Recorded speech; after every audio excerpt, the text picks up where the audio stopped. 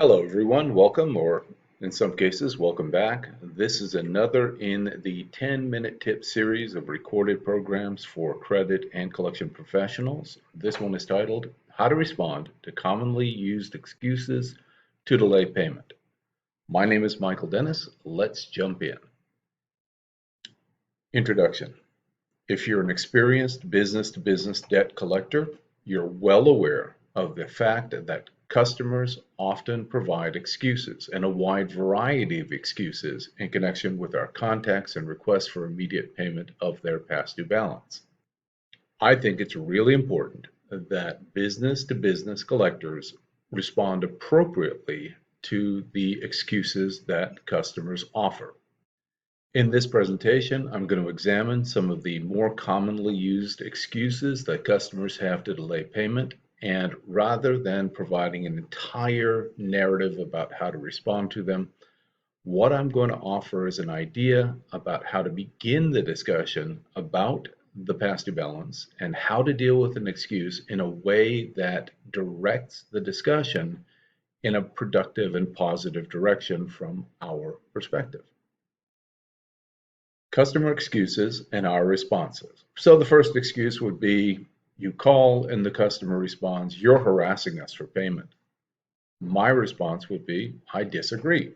I'm doing what collectors do. I'm contacting you to request payment of a past due balance. That's not harassment." Obviously, that would not be the end of the discussion about the status of the account. That's the opening salvos, if you will. It's a way of starting off the discussion in the right direction with your customer. The next very common excuse is you are told that the invoice is in dispute. And to frame the discussion, I would begin by asking, so who have you contacted here about this dispute? And when did you contact them? And in connection with the dispute, would you immediately email me all of the relevant documentation and an explanation about why you believe that the invoice is in fact in dispute? Excuse number 3. Well, our computers are down, so clearly we can't check on the status of payment, and obviously we can't issue payment. And my response would be, the invoice in question is whatever, 15 days past due. Are you saying that your computers have been down for the last 15 days? The customer might say as an excuse, we don't have a copy of that invoice. My response to frame the discussion in a positive manner might be to say, well, okay, so who did you inform that you needed a copy of that invoice before this discussion? And equally important, if I were to send you a copy of that invoice in, let's just say, the next 5 minutes, when will the invoice be paid? And I'm asking that question because that's the discussion I really want to have. I don't want to have a discussion about how the invoice somehow went missing and it's been missing for 30 or 45 days. What I want to have is a discussion about when I can expect payment, which is what the second question is about. Excuse, we don't have the money right now to pay you, or something that functionally says about the same thing. My response would be, would you please clarify for me and expand on your response? What does "we don't have the money right now" actually mean? An excuse, our payment must have been lost in the mail. My response would be, okay, let's get the basic information down first. So what was the check number? And what was the dollar amount on that check? What was the date on that check? When was the check mailed? And what was the remittance address that the check was mailed to? And I think it's fair to say, unless you're in contact with a customer that's functionally operating out of their garage, there's absolutely no reason why your contact would not have the answers to those 5 questions at the tip of their fingers. And if they don't have the answers to those 5 questions at the tip of their fingers, I would be suspicious that perhaps they are stretching the truth about this idea that your check is somehow lost in the mail. Excuses and responses continued. Here's an excuse. Michael, I'm sorry, but we're changing banks right now, so I can't issue payment. My response would be, I don't understand. Honestly, if you're changing banks, my assumption is that your money's either in the old bank right now, immediately today, or it's in the new bank. It's not somewhere in the middle. Is that assumption somehow incorrect? When a customer stretches reality with one of their excuses, I think it's important to call them out on it. We know that the money that they're talking about isn't being transferred in an armored car or a stagecoach or something. If in fact they had money in Bank A and they're transferring that money to Bank B, it's there essentially instantaneously. And no well-run company would put themselves in a situation, even if it was possible, where they couldn't access their money for X amount of time because they were quote unquote changing banks, whatever that means. The next excuse is pretty common. Well, I'm sorry, I can't pay you because we haven't been paid by our customer yet. I would begin my response to that excuse by asking this question. According to our records, our payment terms are net 30 days from date of invoice.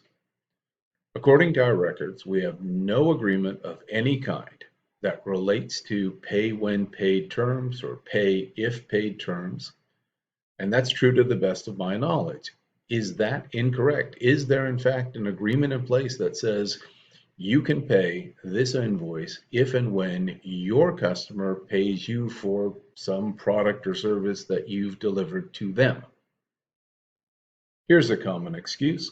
I can't pay that invoice right now. I'm waiting for it to be approved by Bill or the controller or Amy. I'm waiting for approval. My response would begin this way. So am I correct that Bill is the person who will decide if and when this invoice will be paid?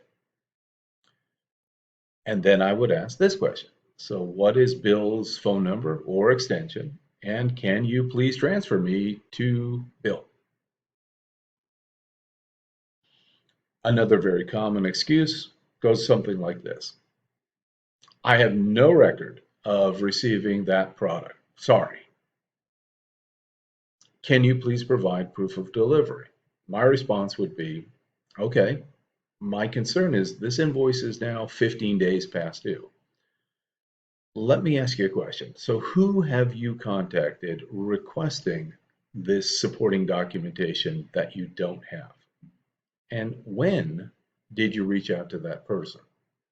Now, I think we know what the response is going to be. The customer is going to say something like this. Well, actually, we haven't requested that documentation before. It was only when you asked about payment that I noticed that the reason it hadn't been scheduled was we don't have the material. We don't have proof of delivery.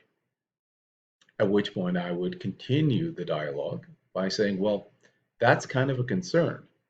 You have your purchase order because you generated it. You have our invoice because I know we sent it. And the missing item, of course, is proof of delivery. And now we're 15 days past due. And for the very first time, you're telling me that the reason the payment has been delayed 15 days at a minimum is you didn't have evidence that the product was shipped. Okay. How can we prevent this problem in the future? In other words, what I'm looking for is a proactive solution, not a time machine, obviously. Nothing's going to change the fact that you need this documentation today at 15 days after the due date. What I'm talking about is how we can prevent this problem in the future. In other words, can we agree that if in the future a particular invoice is not being paid because there's a dispute about the product price or quality or quantity or something like that, or alternatively, the invoice is not being paid because you don't have proof of delivery, can we agree that you will reach out and ask me for that information proactively rather than waiting for my call to let us know that there's this problem according to your books and records? Occasionally, when we call for payment, we get what I would think of as being a nonsensical excuse for delaying the payment. For example, you might be told, well, we're delaying payment right now because we're in the process of reconciling your account. And my response would start by asking, I honestly don't know what that means. What does reconciling our account mean? And why does reconciling our account, whatever that mean that the past due balance isn't already paid or can't be scheduled for payment today? And the last common excuse is this one: the next check run is not until the end of the month. And I would begin that discussion with this response: do we agree that the payment terms on our account with you are net 30 days from the date of invoice? If you agree with that, would you then agree that the agreed upon payment terms are not in any way conditioned on the timing of your next check run? Well, thank you for your time and your attention. I do hope you found this program interesting and useful. If you're interested in listening to an on-demand program on this topic, on how to collect more effectively and efficiently, please contact my sponsor, the Wisconsin Credit Association, for information about that programs or other programs in the on-demand library. Again, thanks for your time. Have a great day. Bye.